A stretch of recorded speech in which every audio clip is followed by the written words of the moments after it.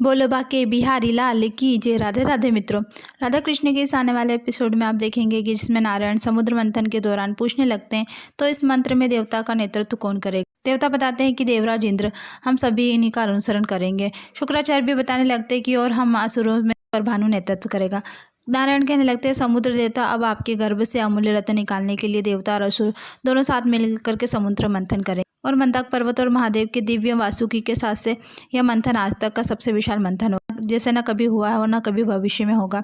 और सारी सृष्टि इस मंथन को सदियों तक याद रखे। और यह मंथन केवल अमूल्य रत्नों का ही मंथन नहीं है, बल्कि कर्मों का भी मंथन। महादेव नारायण से कहने लगते आराध्य, मेरा आपसे अनुरोध है कि आप मंदार पर्वत को इस समुद्र में डाल करके इस मंथन का आरंभ करें। तभी नारायण अपने प्रचंड रूप में आकर के अपनी उंगली से पर्वत को उठा करके समुद्र में डालते हैं।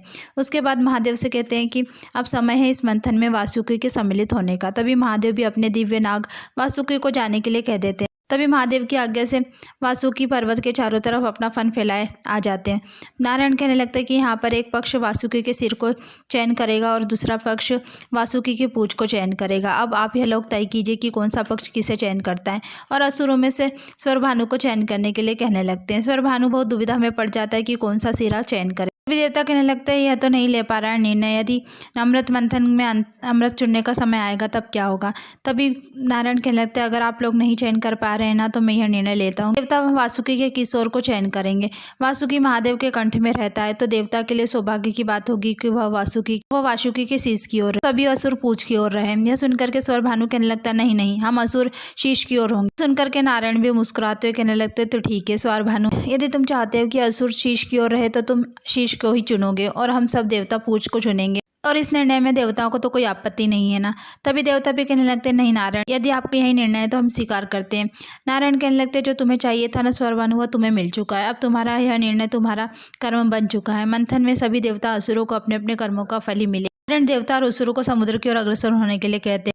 देवता और असुर समुद्र की ओर अग्रसर होने लगते हैं। नारायण बताने लगते हैं कि स्वरभानु ने शीश की तरफ चयन करके पहले ही अपना कर्म चुन लिया था। उधर शुक्राचार्य पूछने लगते हैं कि कृष्णा किस कर्म की बात कर रहा है। तभी स्वरभानु बताता है कि विष्णु ने उस समय छल किया। उसके बाद सभी देवता और असुर मिलकर के पर्वत को हिलाने लगते हैं और मंथन करने लगते हैं। पर्वत हिल नहीं रहा होता है।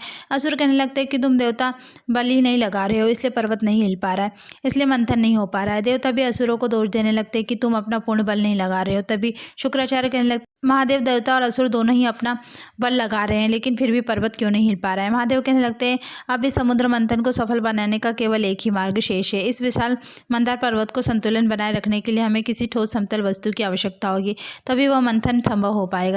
तभी देवता कहने लगते हैं कि किंतु महादेव, इस विशाल मंदार पर्वत के लिए ऐसी कौन सी वस्तु है जो इतनी विशाल हो सकती है कि इसका संतुलन बनाए रख सकती है। तभी महादेव कहने लगते हैं बिल्कुल सही कहा, मंदार पर्वत बहुत विशाल है, किंतु कोई है जिसकी विशालता के समक्ष यह पर्वत एक कंकर के समान।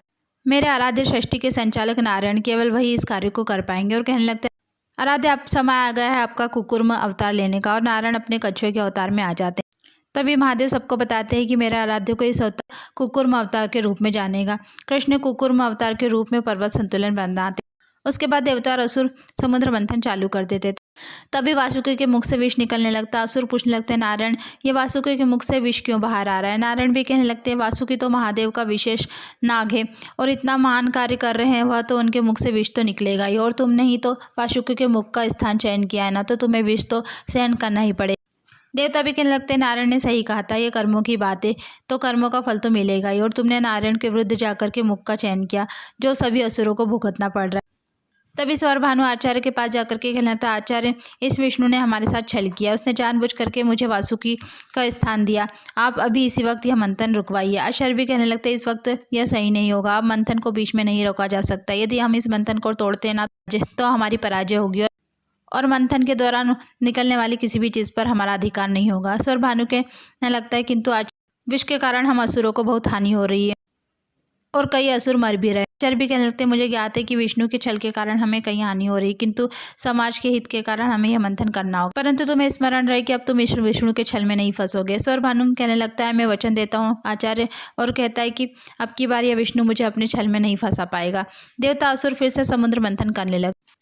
तभी उधर कृष्णा कहने लगते कि जिस प्रकार समुद्र मंथन के लिए देवता असुरों को प्रतीक्षा करना ही थी, तो आपको भी आगे की कथा सुनने के लिए थोड़ी प्रतीक्षा करनी होगी। हम पूछने लगते हैं कि फिर आगे क्या हुआ कान्हा।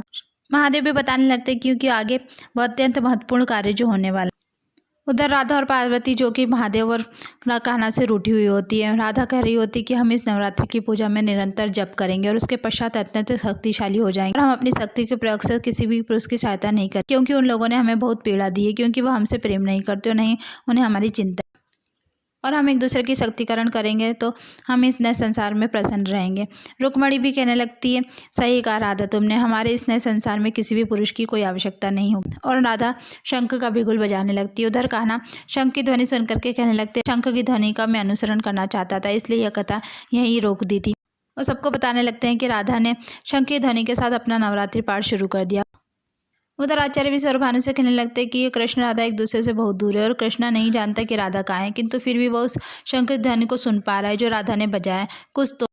तभी सौरभानु और दरभंगा कहने लगता है, आप चिंता मत करिए आचार्य, मैंने ऐसा भ्रम रचाया ना कि वह कृष्ण राधा और बाकी स्त्री तक न पहुँच पाएगा। आचार्य कहने लगते हैं, सब कुछ तो ठीक है, मगर बस मुझे तो इस बात की चिंता है कि राधा और कृष्ण फिर से एक ना हो जाए।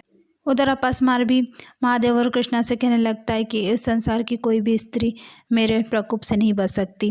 ये सुनकर के महादेव को क्रोध आ जाता है और कहने लगता है, आराध्य मैं इसे मार कर ही रहूंगा, और अपस्मार पर अपना त्रिशूल उठा लेते हैं। यह देख करके कृष्णा परेशान हो जाते हैं। एपिसोड यहीं खत्म होता है। आगे की अपडेट के लिए हमारे को लाइक और सब्सक्राइब करना न भूले। धन्यवाद।